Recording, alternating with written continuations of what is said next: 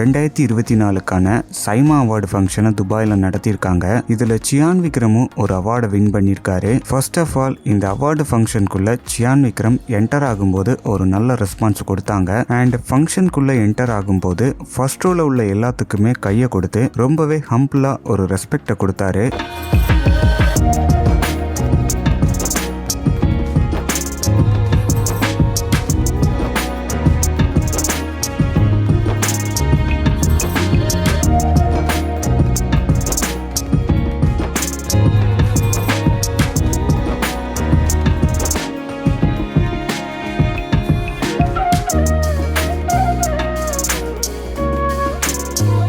பொன்னியின் செல்வன் படத்துல ஆதித்ய கரிகாலன் அப்படின்ற கேரக்டர்ல ஒரு அருமையான நடிப்பை வெளிப்படுத்தி இருந்தாரு. இந்த கேரக்டருக்காண்டி பெஸ்ட் ஆக்டர் அப்படிங்கிற கேட்டகரியில இந்த அவார்டை வின் பண்ணியிருக்காரு. ஸோ சியான் விக்ரமோட ஃபேன்ஸ் எல்லாருமே இதை ஹாப்பியா சோசியல் மீடியால ஷேர் பண்ணிக்கிட்டு இருக்காங்க. அவருக்கு மட்டும் இல்லாம இந்த படத்துல நடிச்ச ஐஸ்வர்யா ராய்க்கும் பெஸ்ட் ஆக்ட்ரஸ் கிரிட்டிக்ஸ் அப்படிங்கிற கேட்டகரியில அவார்டை கொடுத்திருந்தாங்க.